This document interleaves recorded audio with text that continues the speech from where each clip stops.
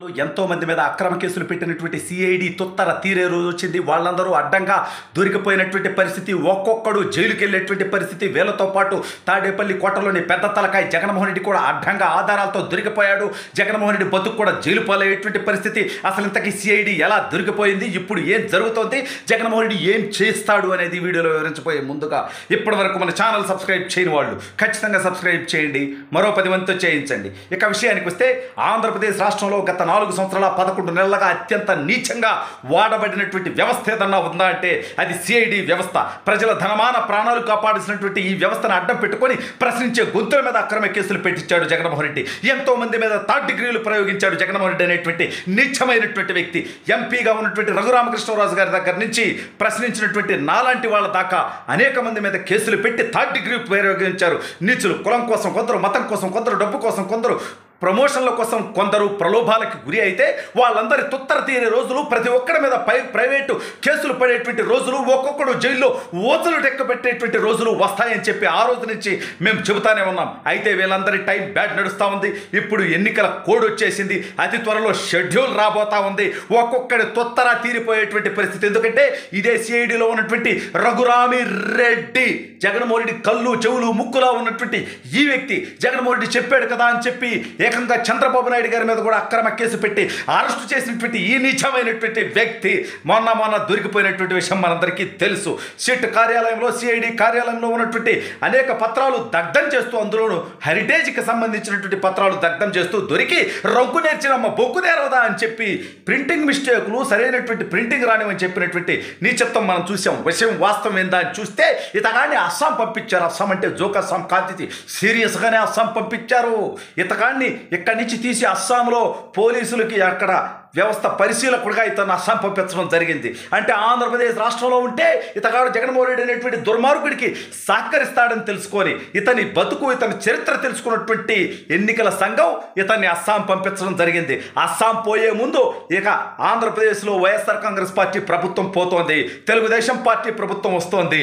చంద్రబాబు నాయుడు గారు ముఖ్యమంత్రి అయిన తర్వాత తప్పుడు పనులు చేసిన మనమందరం జైలు పాలవుతాం. కాబట్టి వాళ్ళ తెలంగాణలో మనందరం చూస్తూ ఉన్నాం. దయచేసి రాష్ట్ర ప్రజలు ఆలోచించండి. తెలంగాణలో ఫోన్ ట్యాపింగ్ కేసులో ప్రణీత్ రావు, భుజంగరావు, ఆ రావు, ఈ రావు, తిరుపతి మొత్తానికి కులం కోసం పనిచేసినటువంటి నీచులందరి బతుకులు ఇవాళ తెలంగాణ జైల్లో మగ్గుతూ ఉన్నారు. ఫోన్ ట్యాపింగ్ కేసులో అనేక వాస్తవాలు బయటకు వస్తూ ఉన్నాయి. ఒక్కొక్కటి జీవితం బుగ్గుపాలు అయిపోయేటువంటి పరిస్థితి. మరి జగన్మోహన్ రెడ్డి తెలంగాణ కంటే ఎక్కువ రాజకీయాలు చేశాడు, ఎక్కువ తప్పుడు పనులు చేశాడు, చేపించాడు. బట్ మీకెందుకు పరి మేము కట్టేటువంటి పన్నుల నుంచి జీతం తీసుకునేటువంటి మీరు మా కోసం పనిచేయాలా?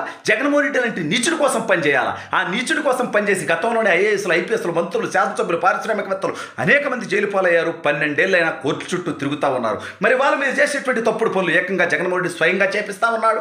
అతను ముఖ్యమంత్రిగా ఉన్నాడు. అతను వేలాది కోట్లు, లక్షలాది కోట్లు దోచుకున్నాడు. ఓడిపోయిన తర్వాత అవసరమైతే విదేశాలకు పారిపోతాడు. మీ బతుకులు ఎక్కడే ఉండాలి. మీరు ఏదైతే చంద్రబాబు నాయుడు గారి దగ్గర నుంచి రఘురామకృష్ణరాజు గారు నా మీద, అచ్చెన్నాయుడు గారి మీద, కొల్లు రవీంద్ర గారి మీద, జేసీ ప్రభాకర్ రెడ్డి గారి మీద, అదేవిధంగా దేవినేని ఉమా గారి మీద అనేక మంది మీద కేసులు పెట్టినటువంటి ఒక్కొక్కటి బతుకు రాబోయే రోజుల్లో తొత్తర తీరబోతా ఉంది. ఏమరా ఈ లుచ్చగలు, ఒకసారి రాష్ట్ర ప్రజలు ఆలోచించండి. ఈ లుచ్చగలు నా మీద పెట్టినటువంటి కేసు ఏంటంటే తెలుసా? నేను విజయసాయి రెడ్డిని మీద చేసినటువంటి ఒక వీడియోని నన్ను తొలగించమని ఒక లపుట్టుగా నాకు ఫోన్ చేస్తే నాకు 5 లక్షలు డబ్బులు ఇవ్వాలి అన్నానంట. అందులో 50,000 అడ్వాన్స్ ఇచ్చానంట. మిగిలిన 4.5 లక్షల డబ్బులు ఇవ్వకపోయినా ఈ విషయం ఎవరికైనా చెప్పినా నేను వాడిని చంపేస్తా అన్నానంట. అంత పెద్ద పోటుగా నేటరా నేను? చంపేదాకా ఎదిగిపోయానట్రా నేను? అది కూడా ఆన్లైన్ కాల్ చేశానంట. అంటే మామూలు కాల్ అంటే ప్రూఫ్ కావాలక ఆన్లైన్ కాల్ అంట. రేపు కూడా అనేక ఆన్లైన్ కాల్స్ మాకు కూడా వస్తాయి, మాకు కూడా చేస్తారు, మేము కూడా కేసులు పెడతాం. ఒక్కొక్కటి తొత్తర తీరుతాయి. అది పోలీసుల మీద కూడా తప్పకుండా తప్పుడు పని చేసిన వాళ్ళ మీద ఖచ్చితంగా రాబోయే రోజుల్లో తొత్తర తీరుతాయి. మొత్తానికి ఈ రఘురామరెడ్డి ఇప్పుడు అసంబోతా ఉన్నాడా? అతగాడికి సహకరించినటువంటి కింద వాళ్ళ బతుకులేమో వాళ్ళు మీరు ఆలోచించుకోవక్కర్లేదా? రేపో మాపో డీజీపీ కసిరెడ్డి రాజేంద్రనాథ్ రెడ్డి గారు కూడా ఈ రాష్ట్రం నుంచి వెళ్ళిపోతాడు. సిఎస్ జవహర్ రెడ్డి గారు కూడా ఈ రాష్ట్రం నుంచి వెళ్ళిపోతాడు. జగన్మోహన్ రెడ్డికి సహకరించినటువంటి ప్రతి వాడి బతుకు బుగ్గిపాలయ్యేటువంటి పరిస్థితి ఇవాళ సిఐడిలో ఒక్కొక్కడికి వెన్నులో వణుకు మొదలవుతుంది. ఫోన్ ట్యాపింగ్ దగ్గర నుంచి అక్రమ కేసులు పెట్టడం దాకా అనేక మంది మీద ఏకంగా ప్రశ్నించారని సుబ్బారావు గుప్తా మీద అయితే ఏకంగా గంజాయి కేసు పెట్టారు. ఈ నీచులు, దుర్మార్గులు, దౌర్భాగ్యులు వరకపోతారా మీకు? మీరు చేసినటువంటి పాపాలు లుచ్చగలరా, పుట్లగలరా? ఏరా నీ భార్య మీదో, నీ పిల్లం మీదో, లేకపోతే నీ తల్లి మీదో, లేకపోతే నీ కుటుంబ సభ్యుల మీదో, నీ అన్న మీదో, నీ కొడుకు మీదో, నీ తండ్రి మీదో ఇలాంటి కేసులు పెట్టమంటే పెడతారా సిఐలు, ఎస్ఐలు, డిఎస్పీలు, ఎస్పీలు? మరి మీరు ఎవరి మీద అయితే కేసులు పెట్టారో వాళ్ళకు కూడా కుటుంబాలు ఉంటుంటాయిగా. మరి ఇప్పుడు మీరు చేసినటువంటి తప్పుడు పనులు మీకు తగలకుండా ఉంటాయంట్రా?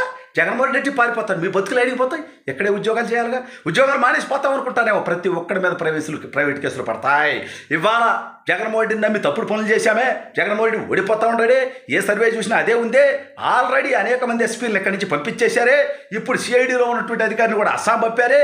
కాబట్టి మన బతుకులు బుగ్గిపాలైతాయి అనేటువంటి ఆందోళనలో సిఐడిలో ఉన్నటువంటి మిగిలిన వాళ్ళందరూ కూడా ఒక్కొక్కరికి ఫోన్లు చేసి బతిలాడుకుంటున్నటువంటి నేపథ్యం మనందరికీ తెలుస్తూ అవుతాయి. ఇవాళ జగన్ని నమ్మితే ఎవడి బతుకు ఏమవుతుంది అనేది ఎన్నికలకు ముందే తేలిపోయింది. ఎన్నికలకు ముందే జగన్మోహన్ రెడ్డి ఓడిపోతున్నాడు అనేది ఖరారైపోయింది. అందుకే ప్రభుత్వ అధికారుల్లో ఒక్కొక్కరిలో భయం మొదలైపోయింది, పోలీసుల్లో టెన్షన్ మొదలైపోయింది, ఏమైపోతుందో అని.